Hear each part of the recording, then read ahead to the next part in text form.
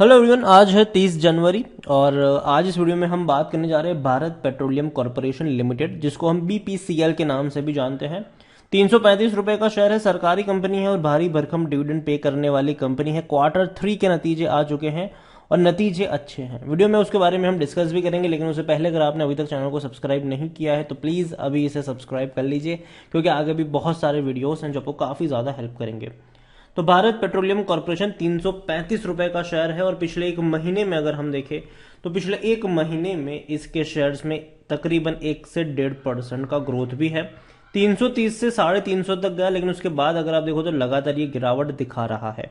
अगर आप एक साल की बात करोगे तो पिछले एक साल का ग्राफ जो है वो काफी इंटरेस्टिंग है। इसका एक साल में ऑलमोस्ट 12 से 12.5% की गिरावट है। टूटा था, ये तेजी बनी, बहुत बड़ी गिरावट आई थी, फिर से तेजी पकड़ ली, फिर से टूट गया और फिर से तेजी बनी। एक चीज है कि जब भी 300 रुपए के नीचे गया है, और एक साल में 2 बार ऐसा हुआ है कि 300 के नीचे गया है और वहां से फौरन इसने बाउंस बैक दिखाया है, तो एक अच्छे सपोर्ट के तौर पर 300 रुपए का जो प्राइस है वो इनके लिए काम कर रहा है।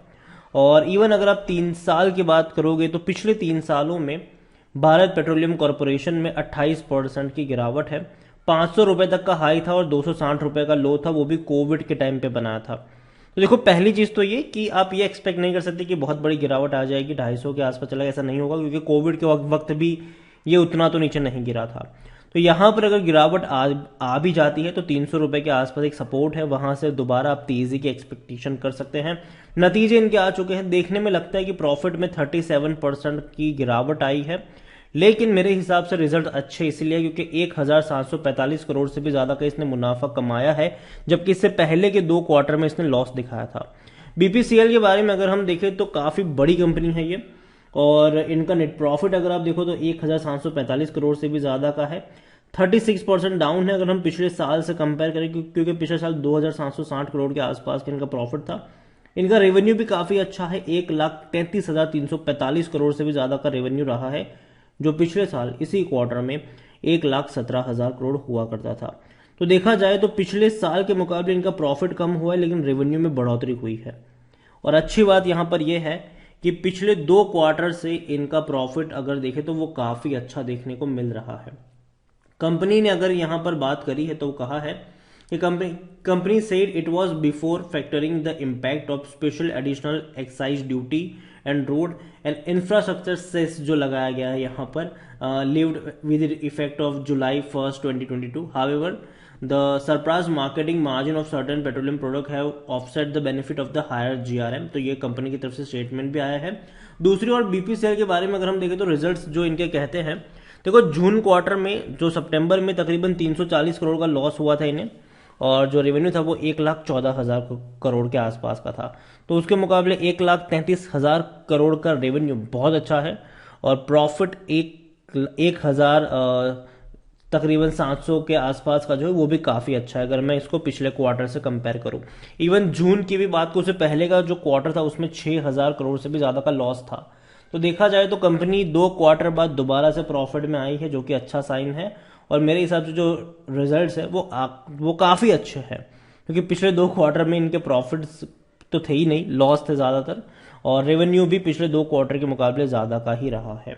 अगर हम बात करें बीपीसीएल में तो वॉल्यूम्स इसके कुछ ठीक ठाक ही रहे हैं, तकरीबन 32 लाख के आसपास के वॉल्यूम्स हमें देखने को मिले थे यहाँ पर, लेकिन कल शायद आपको ज्यादा वॉल्यूम्स देखने को मिल सकता है, क्योंकि जो इनके नतीजे आए हैं वो मार्केट क्लोज होने के बाद आए हैं। बीपीसीएल में according to Moneycontrol user 8% लोग कह रहे हैं कि बेचो, 92% लोग कह रहे हैं खरीदो। पहली चीज, मेरी बेचने की सलाह नहीं है, क्योंकि मुझे लगता है कि अच्छे नतीजे का इम्पैक्ट शायद देखने को मिलेगा, लेकिन हाँ, कोई इतना बड़ा इम्पैक्ट भी नहीं होगा कि रॉकेट की तरफ फट जाए, जी नहीं, हल्का फुल्का आपको इम्पैक्ट देखने को मिल सकता है। और जहां तक बात करें कंपनी के डिविडेंड, तो जो पैसा यहां पर बना है वो डिविडेंड के थ्रू ज्यादा बना है।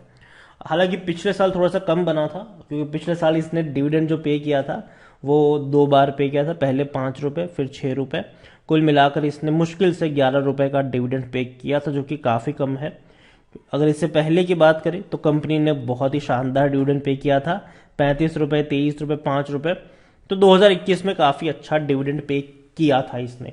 उसके बाद देखा जाए तो कुछ खास अच्छा 2022 में नहीं हुआ है। 2023 में देखते हैं कि क्या करते हैं, पे करेंगे कि नहीं। मेरे हिसाब से शायद पे कर सकते हैं अच्छा डिविडेंड, क्योंकि प्रॉफिट में आ चुके हैं ये।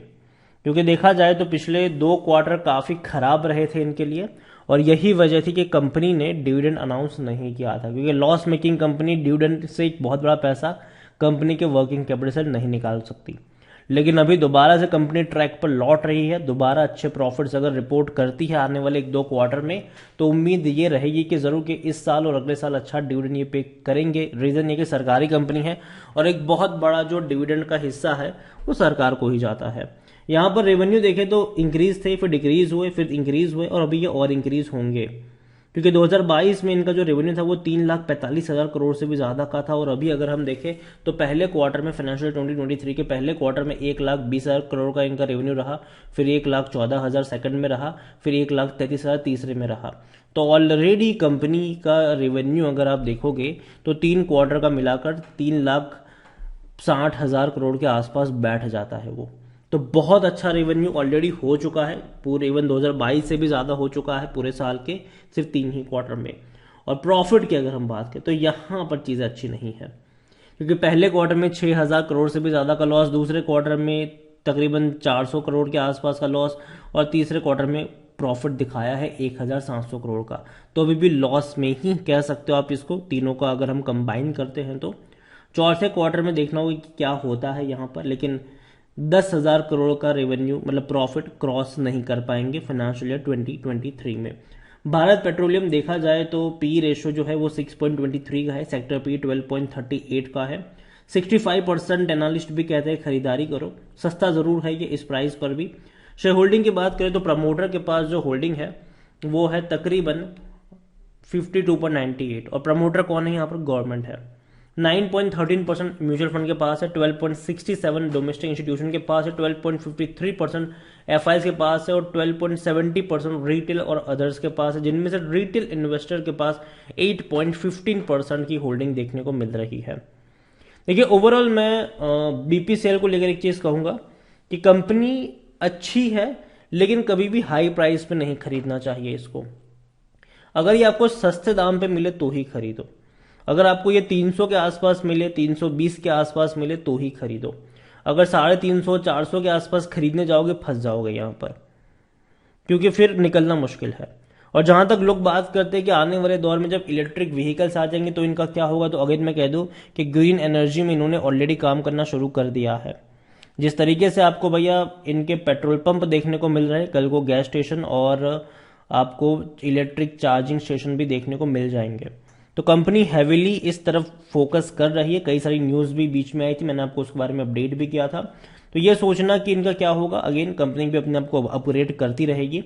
और जहां तक बात है खरीदारी की, तो 300 से 320 रुपए के रेंज में आपकी नज़र होनी चाहिए बाइंग के रिगार्डिंग, और खरीदारी करी है तो बने रहिए, डरने की जरूरत नहीं है। इसके अलावा एक और कंपनी है, इसी का जुड़वा भाई है हिंदुस्तान पेट्रोलियम कॉर्पोरेशन, 235 रुपए का ये शेयर है, और इसके भी नतीजे बहुत जल्दी आने वाले हैं। और अगर आप चाहते हैं कि मैं एचपीसीएल के ऊपर भी एक डिटेल वीडियो बनाऊं तो कमेंट में एचपीसीएल जरूर लिखेगा, जितनी ज़्यादा कमेंट आएगी उतना जल्दी वीडियो आएगा। वीडियो को यहीं पे एंड करूंगा, पसंद आया हो तो लाइक करें, शेयर करें, चैनल पर अगर पहली बार आए तो प्लीज़ सब्सक्राइब करें। और भारत पेट्रोलियम कॉर्पोरेशन के बारे में आप क्या सोचते हैं वो भी आप मुझे कमेंट में लिखकर बता सकते हैं। Thank you.